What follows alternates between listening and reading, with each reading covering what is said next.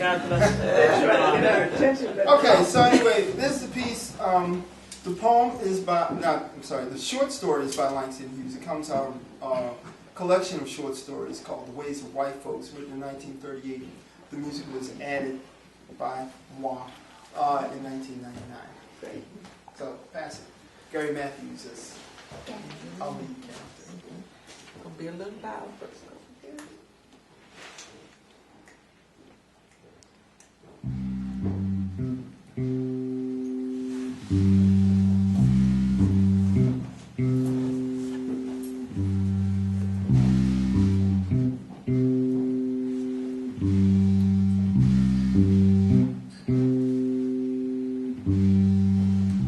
Dear Ma, felt like a dog.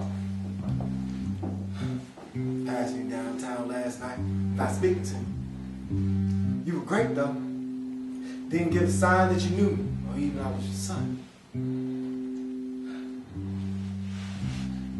If I hadn't had a girl with me, Ma, we might have talked. I'm not scared, as I used to be, about somebody taking me for colored anymore, just because I'm seen on the streets talking to some Negro. I guess in looks, I'm sort of suspect proof anyway.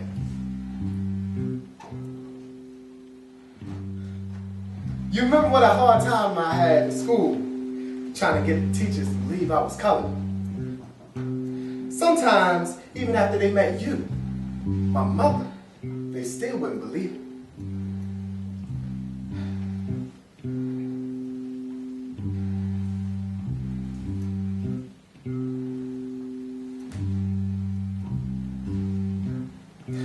They just thought I had a mulatto mammy, I guess.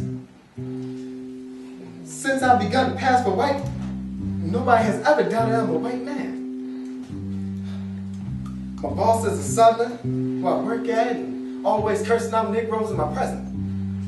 Not dreaming I'm one. It is to laugh.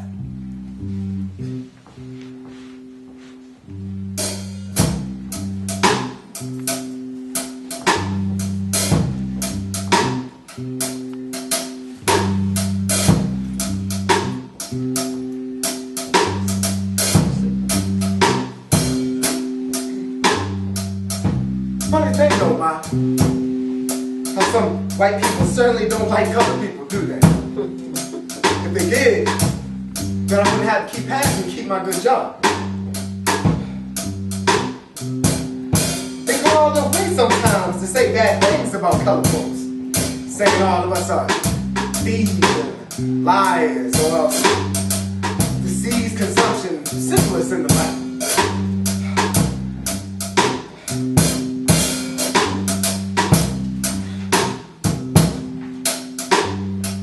Why it's hard for a black man to get a good job with these kind of false propaganda going around. I never knew they made a practice of saying such terrible things.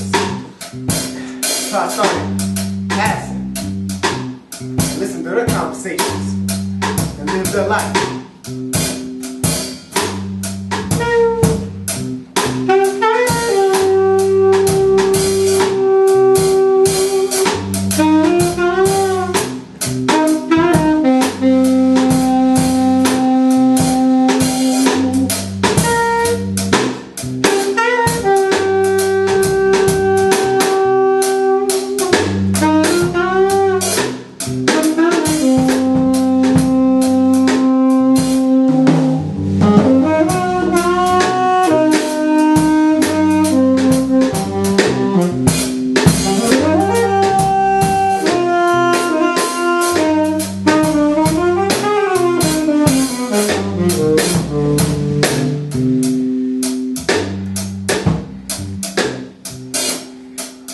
But I don't mind being white, Ma. And it was mighty generous of you to argue. Made me go ahead and make use out of my light skin and good head. Got me this job, Mom, where I'm still making $65 a week, despite the depression. And I'm in line for a promotion to chief office secretary, and Mr. Weeks goes to Washington.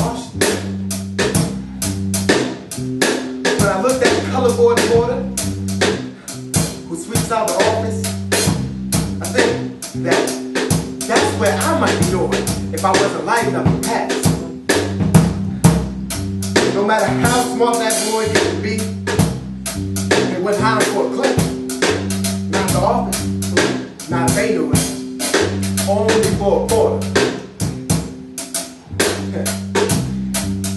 That's why I sometimes get a kick out putting one over on the boss, who never dreamed he got a color secretary. No matter, though, might be bad about last night. First time we met in public that way. It's the kind of thing that makes passing hard.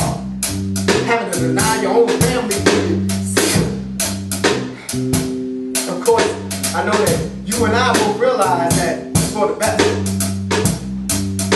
But anyhow, it's terrible, man. I love you, man. And I hate to do it. Even if you say you don't mind.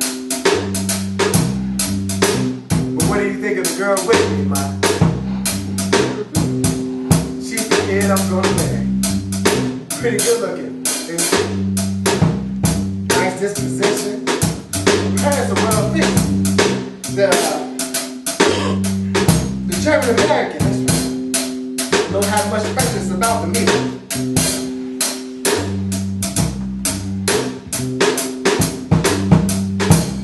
I took it to a color review last week and she thought it was great. She said, the darkies are so graceful and gay. I wonder what she would have said if I told her that I was colored. Or had colored. Or that my father was colored and you won't.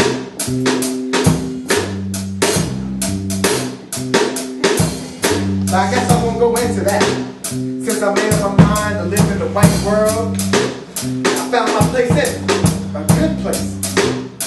Why think about race anymore? I'm glad I don't have to. I know that much. And Charles and Gladys don't feel bad about it. It's funny how I was the only one of those kids that had stiff lined up to pass. Charlie's darker than you even, man. And I know he sort of resented it in school when the teachers used to take me for white until they knew that we were brothers. I used to feel bad about it too. Then.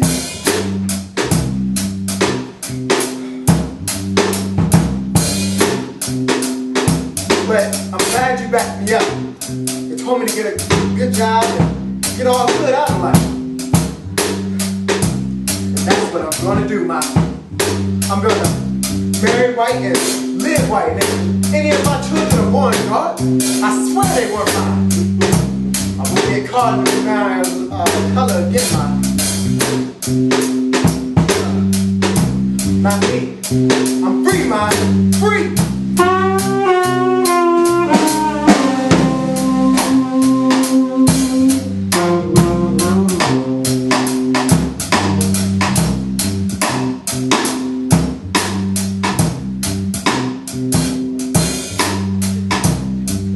I'd be glad, though, if I could get away from Chicago. Transfer to the New York office or San Francisco firm way.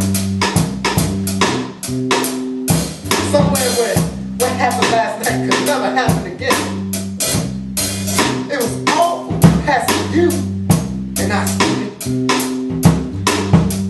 And if Charles or Gladys were to meet me in the streets, might not be as tactful as you were, ma. They don't seem to be very happy about my passion for white.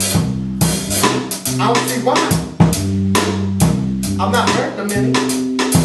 And I send them the money every week. Now how about just as much as they do, if not more?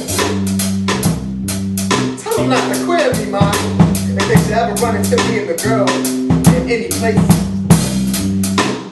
Maybe it would have been better if I had stayed in Cincinnati and you would go on and move somewhere else when you decided to move after the old man died. Or at least, we should have we ought to visit town, shouldn't we, Ma?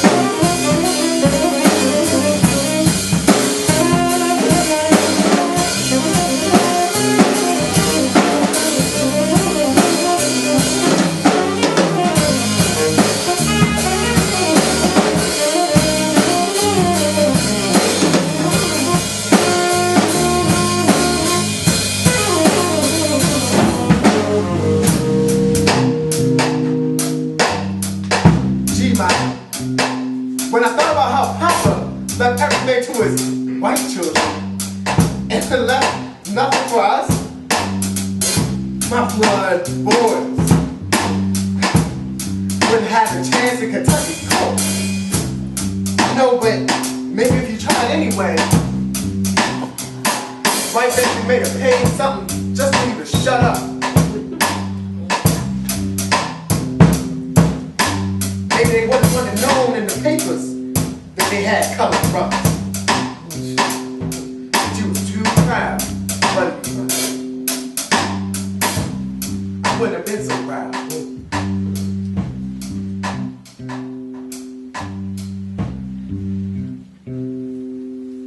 Well, he did you buy you a house and sent all of his kids through school. It was too bad about Charlie. I'm glad I had to drop out.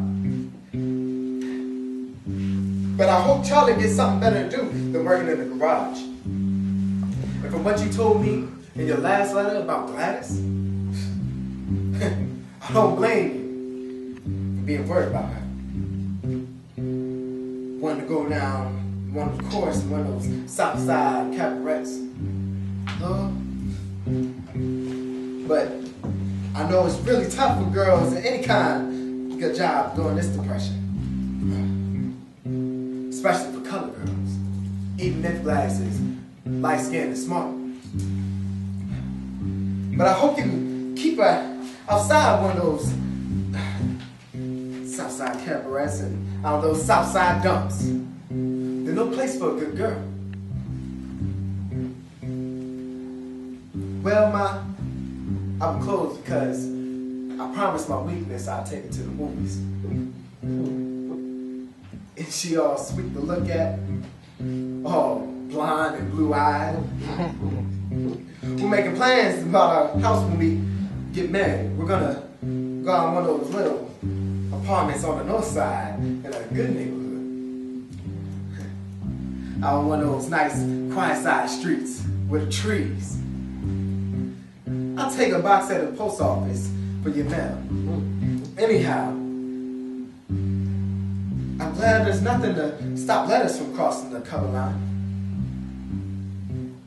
Even if we can't meet often, we can write, can't we, Ma?